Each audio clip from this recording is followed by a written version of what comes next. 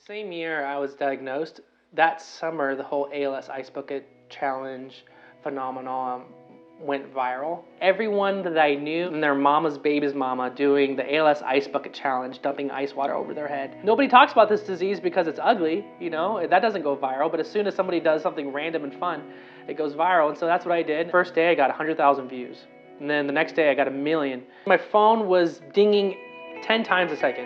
The biggest thing to me meant that I wasn't alone. For a disease that literally will take away my voice, for a demographic of people that is small and underserved and has never gotten the level of awareness that it's ever needed, this was huge for us. But we still need a lot more support. It was one summer of fun, but this disease is every day for us. And it's still here, and there's still no cure.